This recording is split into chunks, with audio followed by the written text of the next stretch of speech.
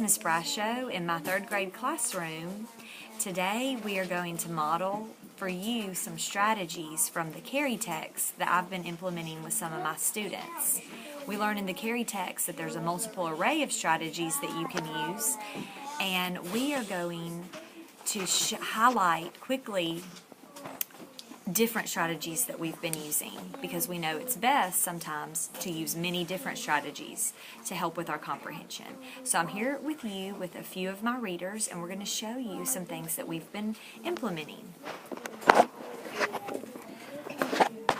These students we have been working on close reads. We completed a close read on a story called A Rising Star.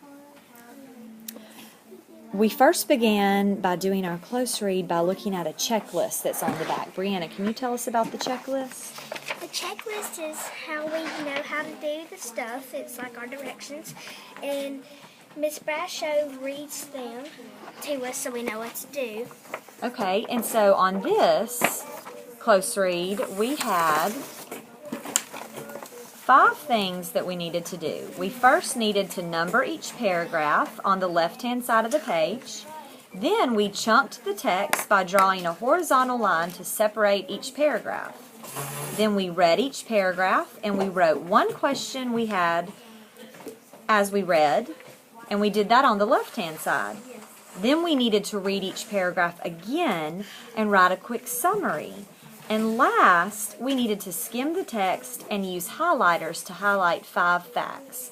In the carry text, we learn that it's important to use highlighters to help our brains think about what we're reading. Caleb, show us how you highlighted and why it was important for you to use a highlighter. How did a highlighter help you? It helps you to get the spot, you can let me think of it. You can keep your spot from the text, the exact same spots, and how you know it. So you found the answer, you were able to focus in on where the exact answer was in the reading selection. Yes. By using a highlighter. Did anybody else, a highlighter help anybody else know it? Taryn, how did it help you? It helped me because it helped me answer the questions that they asked on the paragraph. Okay. Now, we also did something called annotating our text, and that's a big fancy word for taking notes as we read. In our text, on the left-hand side, we wrote questions that we had as we read, and on the right-hand side, we wrote a quick summary. I also encourage students to use pictures in their summary to speed along our note-taking process. And then we had a quick writing activity at the bottom. I noticed that Kelsey used an exclamation point and a star. Did anybody else use any symbols as they took notes? Taryn, tell us about the symbols. Can we see your chart? How did using these symbols help you annotate your text? Well, it helps me because I know the star means that something is important, so you put it over something that is important. The question mark means it's like a question. It's like, I have a question. Then exclamation point means I am surprised. And then you circle a word if you're unfamiliar with it. So any words you don't know, you can circle. Yes. So this is a way to help us take notes quickly. And our close read, do we read it just one time or several times? Several. Also, so that helps us annotate our text. We also did a think aloud on a fresh read that we had called Wolves of the Sea. Can everybody turn to Wolves of the Sea? Yes, ma'am. We annotated this text, and we also used symbols, and we also used our highlighters to help us find the answers. I'm going to look in here real quick. Kelsey, point to where you highlighted an exact answer that it asked you. It asked me, write 2 statements of facts from the selection, and I highlighted the 2 facts from the story, and then I put them over here. So that helps you organize your thoughts. Awesome. Okay, did it help anybody else? Brianna? Point to where you highlighted in your story that it helped one you. of them. And it says, the clicks and whistles killer whales make also help them communicate when they're hunting. And that one helped me with number 2. Now, I saw you separated your paragraphs too, like our checklist told us we could. Also, I noticed on the other side of your paper, you wrote in your own brain. So we know that you can't always, sometimes we have to make inferences and infer the answer and use our schema.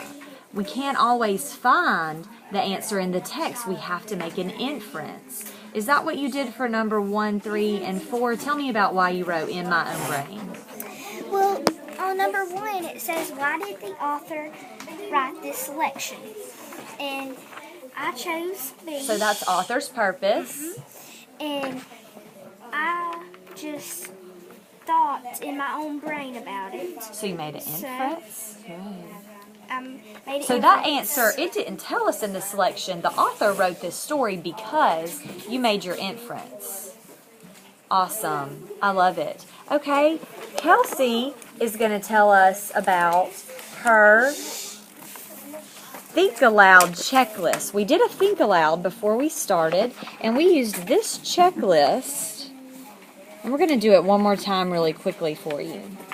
When we do a Think Aloud, we say out loud everything that we learn, our brain is thinking as we're reading. Sometimes when we read independently, we think our own thoughts. But when we do a Think Aloud, we're going to verbalize those thoughts and think them out loud. So Miss Brasho is going to model for you, and then I want you guys to use this checklist. And anytime I say a cue word, such as I predict, this reminds me of, or I have a certain connection, I want you to put a tally mark over to the side.